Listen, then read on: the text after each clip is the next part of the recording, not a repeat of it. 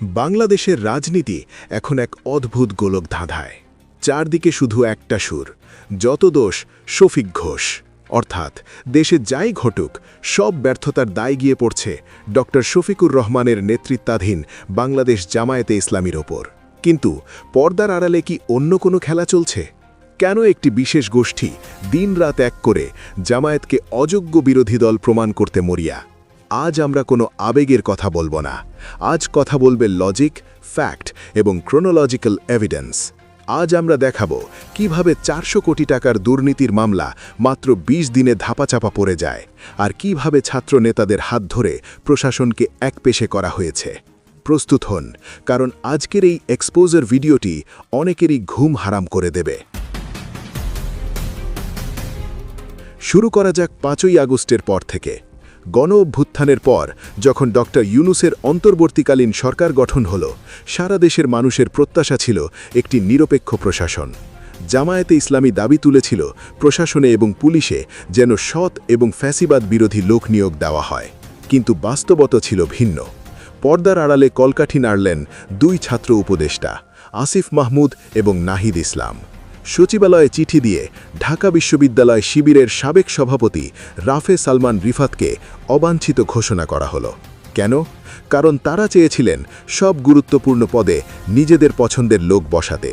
ফলশ্রুতিতে পুরো প্রশাসন সাজানো হলো বিএনপির আশীর্বাদ পুষ্ট কর্মকর্তাদের দিয়ে, আর সেই প্রশাসনই জাতীয় নির্বাচনের নগ্ন কারচুপি করল। এখন প্রশ্ন হলো, এই কারচুপির দায় জামায়াতের ওপর কেন চাপানো হচ্ছে? জামায়াতের কি কেউ মন্ত্রিপরিষদে ছিল, নাকি কোনো উপদেষ্টা পদে? প্রশাসন সাজালো এনসিপির উপদেষ্টারা, সুবিধা নিল অন্য দল, আর দোষ হল জামায়াতের। এটা কি হাস্যকর নয়? জুলাই সনদ ও গণভোট নিয়ে যে ঐতিহাসিক বোকামি বা ব্লান্ডার করা হয়েছে, তার দায় কার? জামায়াতে ইসলামী শুরু থেকেই চিৎকার করে বলছিল জাতীয় নির্বাচনের আগেই গণভোট হতে হবে, কারণ জুলাই সনদ যদি আইনি ভিত্তি না পায় তাহলে নির্বাচন ফেয়ার হবে না। কিন্তু তখন এনসিপির দাপুটে নেতা নাহিদ ইসলাম কি বলেছিলেন? তিনি দাম্ভিকতার সাথে বলেছিলেন, একই দিনে ভোট হলেও সমস্যা নেই। জামায়াতের সেই দূরদর্শী দাবিকে তুড়ি মেরে উড়িয়ে দেওয়া হলো। আজ ফলাফল কি? আজ আদালতকে ব্যবহার করে গণভোট বাতিল করার ষড়যন্ত্র চলছে। বিএনপি আজ জুলাই সনদকে আস্থা করে ছুঁড়ে ফেলার সাহস পাচ্ছে শুধুমাত্র নাহিদ ইসলামের সেই হঠকারী নিশ্চিন্তার কারণে। এখন এই রাজনৈতিক সংকটের দায়ও কি আপনারা জামায়াতের ঘাড়েই চাপাবেন? সবচেয়ে বিতর্কিত বিষয় হল নির্বাচন রাতের সেই কারচুপি ঠেকাতে না পারা। 12 তারিখ রাতে যখন ফলাফল পাল্টে দেওয়ার খবর আসছিল, তখন ডাক্তার শফিকুর রহমান শরিক দলগুলোকে নিয়ে রুদ্ধদ্বার বৈঠক করছিলেন। জামায়াতের ফেসবুক পেজ খেয়াল করলে দেখবেন, রাত 9টার পর তারা হঠাৎ সাইলেন্ট হয়ে যায়।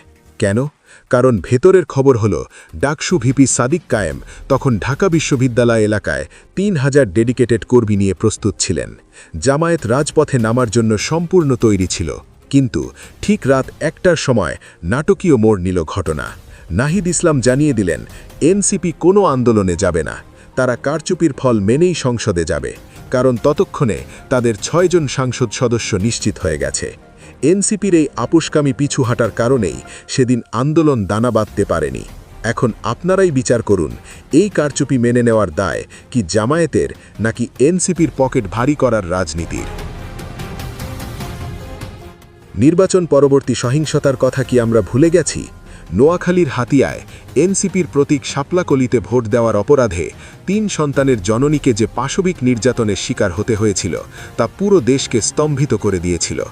জামায়াত আমির সাথে সাথে সেই নারীর পাশে দাঁড়িয়েছিলেন, দেশ জুড়ে আন্দোলন দেওয়ার প্রস্তুতি নিচ্ছিলেন। কিন্তু তথাকথিত মানবাধিকারের ধ্বজাধারী তরুণদের দল এনসিপি তখন কি করল? তাদের নিজেদের ভোটার নির্যাতিত হল, অথচ তারা নিশ্চুপ। এই নীরবতাই প্রমাণ করে তারা সাধারণ মানুষের আবেগকে ব্যবহার করে কেবল ক্ষমতায় যেতে চেয়েছিল। এই ব্যর্থতার দায় কি আজও জামায়াতকেই নিতে হবে? এনসিপির ডাবল স্ট্যান্ডার্ড বুঝতে হলে সাবেক উপদেষ্টা সৈয়দা রেজওয়ানা হাসানের সাম্প্রতিক একটি বক্তব্যের দিকে তাকাতে হবে। তাকে যখন সাংবাদিক জিজ্ঞেস করলেন বিরোধী দলের ব্যাপারে, তিনি অত্যন্ত দাম্ভিকতার সাথে বললেন, তারা বিরোধী দলে থাকলেও আমরা তাদের মূল স্রোত বা ক্ষমতার স্রোতে আসতে দিই নাই।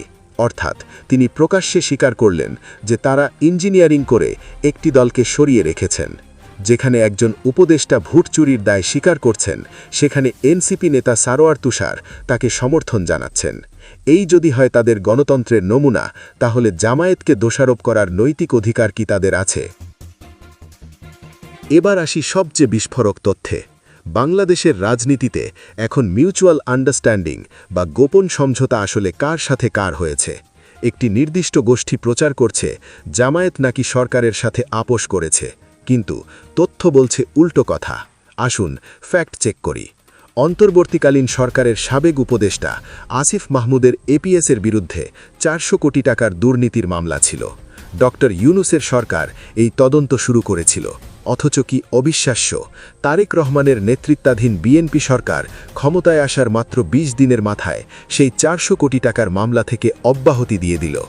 যে মামলার সুরাহা ডক্টর ইউনুস 6 মাসে করতে পারেননি, তা 20 দিনে কিভাবে মিটে গেল?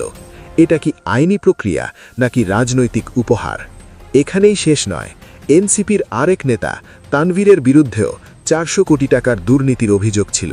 তার পাসপোর্ট 14 মাস ধরে ব্লক ছিল, কিন্তু সরকার পরিবর্তনের পর তার বিরুদ্ধে সব মামলা খারিজ করে তাকে ক্লিন চিট দেওয়া হলো।